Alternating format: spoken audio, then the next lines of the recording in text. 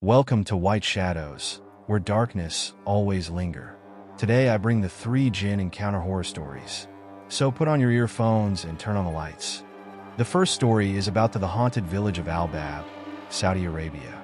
Al-Bab is a small, abandoned village in the desert regions of Saudi Arabia, located in the western part of the country.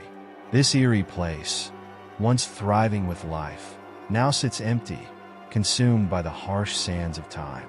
Despite its initial prosperity as a settlement in ancient times, Al-Bab is now only remembered through the whispers of the locals and those who dare venture near its desolate ruins.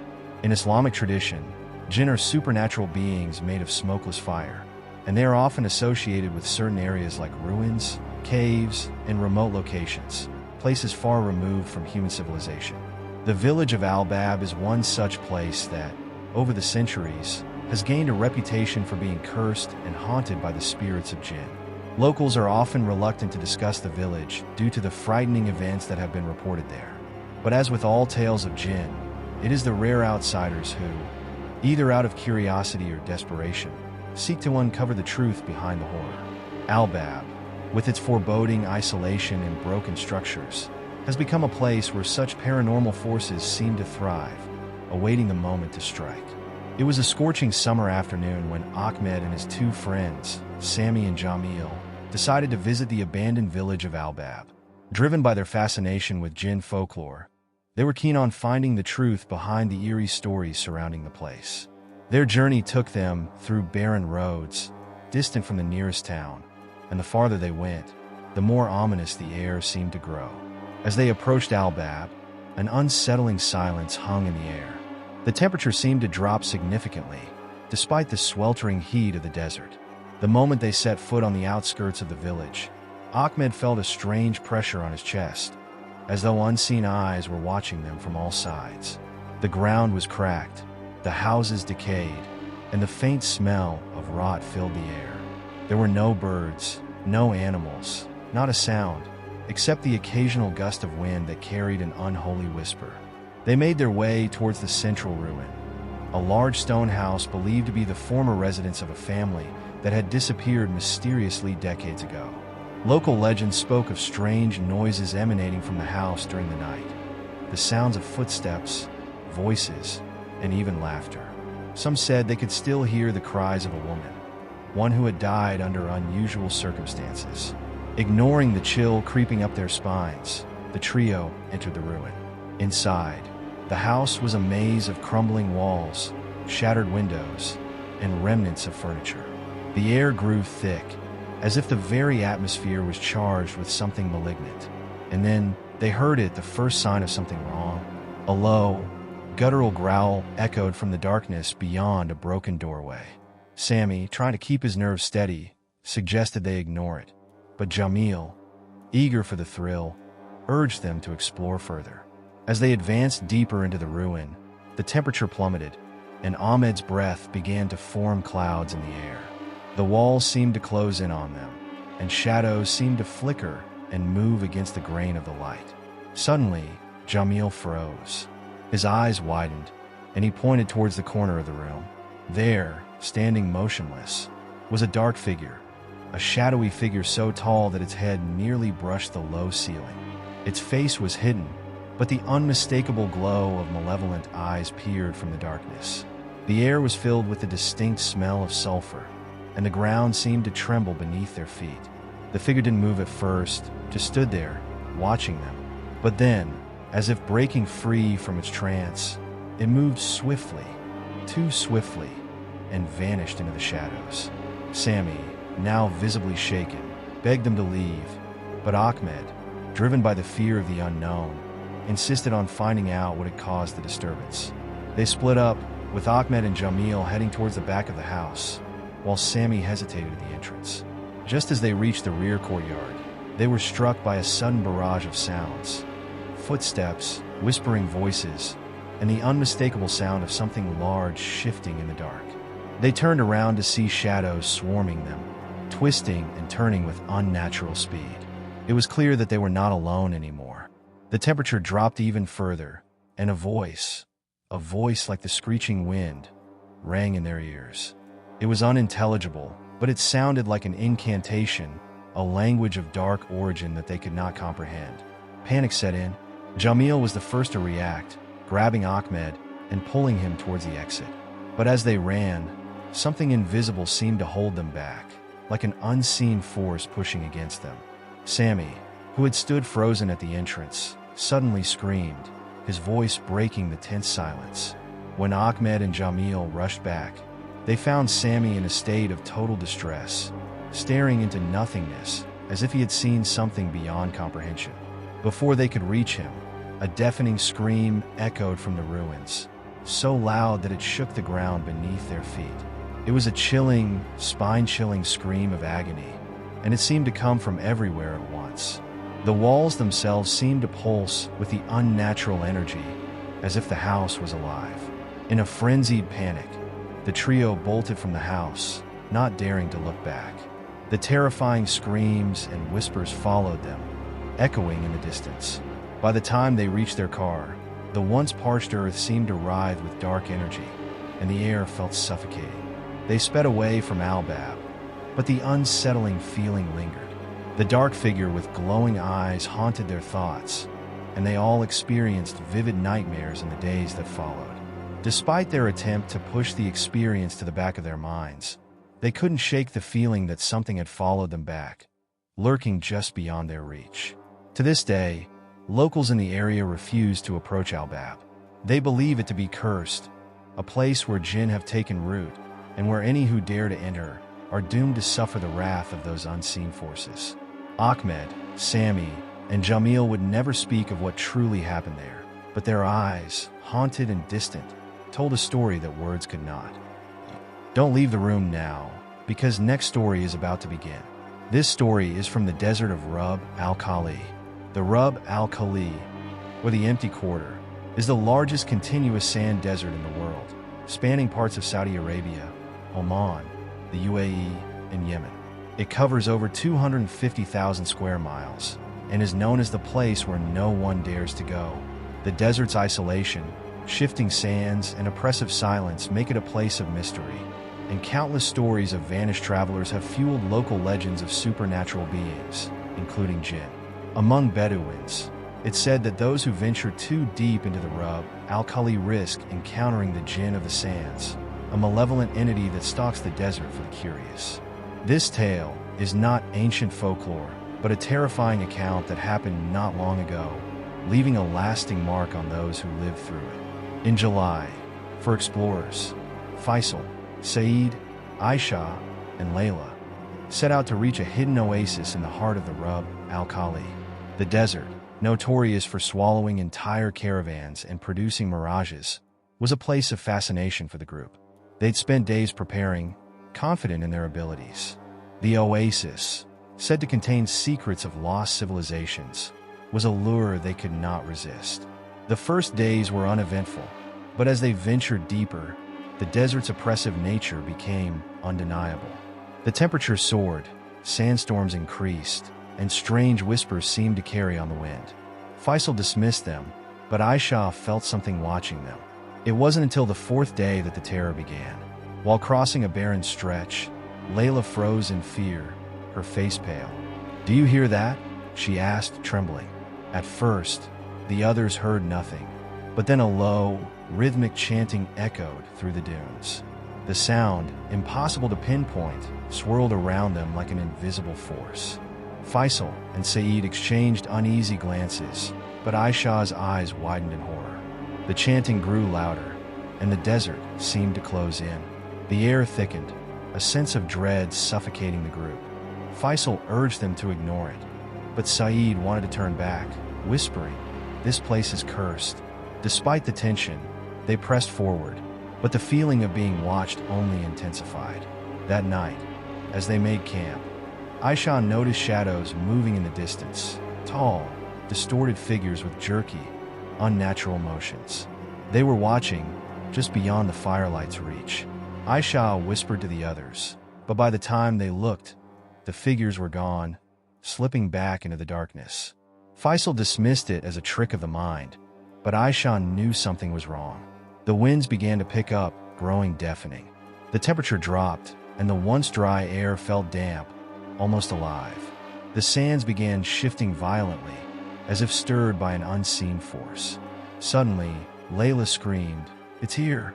She pointed toward the horizon, where those same figures were now closing in, moving rapidly. Faisal's heart raced as he grabbed his gear. "We need to get out of here now." But it was too late. A shadow detached from the group of figures and lunged at them. The air turned icy, and the unmistakable scent of sulfur filled their lungs. Faisal felt nauseous as a figure materialized before them. It was the Jinn of the Sands, a creature of smoke and shadows, its red eyes glowing with fury. Its voice was a deep growl, coming from every direction at once. "You are trespassing," it hissed. "You have disturbed the balance of this land." The group froze, helpless as the figure circled them. It raised its hand, and tendrils of smoke shot out, wrapping around Layla, who collapsed to the ground, choking as the smoke constricted her throat. Faisal tried to rush to her, but the Jinn's eyes locked onto his, sending a wave of despair through him. In the chaos, Aisha grabbed Saeed, pulling him toward the dunes. "We need to run," she screamed, but the Jinn's gaze was fixed on them. It moved faster, but as it advanced, the desert seemed to come alive. A violent sandstorm erupted, consuming everything in its path. Aisha saw the Jinn's burning eyes one last time before the world went black. When they awoke, the storm had passed, and they found themselves far from where they had been. Layla was gone, vanished without a trace. The only sign of the Jinn was its voice, echoing through the night, a chilling reminder of their encounter. They returned to civilization, but Aisha and Saeed never spoke of the events again. Some say the Jinn still haunts the desert, waiting for its next victims. The Rub al Khali remains a place best left untouched, for its mysteries are far darker than anyone could imagine. Where are you going? Last story is left. Check your room. Is any dark figure standing in the corner? This story is from a forgotten forest of Wadi Dhahr, Yemen. In the rugged mountains of Yemen, there is a forest so dense and treacherous that it has become known as the Forgotten Forest. This ominous place, called Wadi Dhahr, is far from any civilization, nestled deep within the remote valleys of the region. For centuries, it has been shrouded in eerie legends, its mysteries and supernatural happenings remaining largely untold to outsiders. The villagers who live in nearby towns speak of a cursed Jinn that dwells in the depths of this forest, a malevolent spirit that hunts down anyone foolish enough to wander too deep. They say the Jinn, a terrifying entity known as Al-Ruha, waits among the trees, its eyes glowing red, ready to possess the souls of those who trespass. The locals warn of its power to deceive, creating illusions so convincing that it can lead even the strongest of minds into madness. Despite these warnings, there are always those who are driven by curiosity or the desire for adventure. One such group, a team of urban explorers, decided to uncover the truth behind Wadi Dhahr's reputation, unaware that their journey would lead them into an encounter far more terrifying than they could have imagined. Omar and his three friends, Zainab, Khalid, and Fadi, were seasoned adventurers. They had traveled through abandoned cities, explored ancient ruins, and braved some of the most dangerous places across the Middle East. But Wadi Dhahr was a place unlike any they had encountered before. They had heard the whispers about the Jinn, but they were dismissive. After all, they were rational people, not superstitious or afraid of folklore. When they reached the edge of Wadi Dhahr, the atmosphere was immediately unsettling. The air felt thicker, heavier, as though the forest itself was alive. The towering trees loomed over them like silent sentinels, casting long, twisted shadows that moved with the wind. The ground beneath their feet was uneven and treacherous, and there was a palpable sense of isolation. Omar, the leader of the group, shrugged it off. "It's just a forest," he said, "a place like any other." They pressed on, following the winding trail deeper into the woods. The further they went, the quieter it became. There were no birds chirping, no rustling leaves, just the unnerving sound of their footsteps and the occasional whisper of the wind. After hours of trekking through the dense woods, they finally made camp by a small clearing, the dark trees forming a circle around them. As night began to fall, The temperature dropped sharply. The chill in the air seemed unnatural, seeping into their bones, even as the fire they built crackled warmly. The silence was oppressive, so much so that it felt as though something was watching them. Zainab, who was usually the most adventurous, suddenly felt a wave of anxiety sweep over her. Does anyone else feel like we're being watched? Khalid, trying to lighten the mood, laughed. It's just the forest, Zainab. You're imagining things. But Zainab wasn't convinced. The eerie stillness seemed to press down on her chest, and she couldn't shake the feeling that something was out there, something that didn't want them here. As the night deepened, they heard a faint sound, a soft, melodic whisper, almost like a lullaby carried on the wind. At first, they thought it was the wind itself, but then it grew clearer, the melody taking shape into words. They couldn't make out the language, but the tone was soothing, almost hypnotic. Zainab's skin crawled. She felt as though the voice was calling to her, reaching inside her mind. "Do you hear that?" she asked, her voice trembling. Khalid frowned, his nerves on edge now. "It's just the wind. Nothing more." But Zainab's instincts were telling her something different. "No, this isn't right. We need to leave. Now." Before anyone could respond, the fire they had carefully built flickered and went out, leaving them in total darkness. The whispering intensified, now accompanied by soft footsteps moving around them in the shadows. Too soft to belong to an animal, but too heavy to be the wind. A feeling of dread settled in as Omar tried to light a new fire, his hands shaking. Suddenly, the shadows around them began to shift and twist, as though the trees themselves were moving. Wadi, the youngest of the group, let out a panicked cry. "Something's coming. Something's in the forest." Omar, always the level-headed one, tried to calm him. "It's just an animal. Stay calm." But there was no animal. Instead, from the darkness, a figure emerged. It was a tall, skeletal silhouette, dressed in tattered robes, its face obscured by a hood. The figure's eyes glowed red, piercing through the darkness. It stood still, just beyond the reach of their firelight, watching them with an intense gaze. Zainab gasped. It's the Jinn. It's Al." The figure stepped forward, and in that instant, a cold wind swept through the camp. The trees groaned as if in pain, and the whispers grew louder, now speaking in a language none of them could understand. The Jinn moved closer, its red eyes fixed on them, its presence so powerful that it made the air seem heavy and suffocating. "Run!" Omar shouted, grabbing Zainab's arm and pulling her toward the edge of the clearing. But as they tried to flee, the Jinn raised a hand, and the world around them shifted. The trees twisted into grotesque shapes, their branches reaching out like claws, trapping them in a maze of darkness. Omar's heart raced. The forest was alive, twisting and warping around them. Every direction they turned led them deeper into the maze. The whispers surrounded them, coming from all directions, filling their minds with terrifying images, visions of twisted faces, wailing spirits, and the Jinn's eyes glowing with malevolent intent. Wadi screamed as the Jinn appeared before him, its hand reaching out to touch his face. The moment it did, Wadi's body convulsed, and his scream turned into a garbled, inhuman cry. He fell to the ground, his eyes blank, and the life seemed to drain from him, as though the Jinn had stolen his soul. The terror spread through the group like wildfire. Khalid tried to pull Wadi up, but it was too late. "No, no, get away from him," he screamed. But as Khalid turned to run, he vanished into the darkness, as if swallowed whole by the forest itself. Only Zainab and Omar remained. They fled in a panic, not knowing which direction to go, but the forest seemed to be closing in on them, the ground beneath them shifting and buckling. The Jinn's voice echoed in their minds, a cold, mocking laugh reverberating in the air. "You cannot escape," it hissed. "You are mine."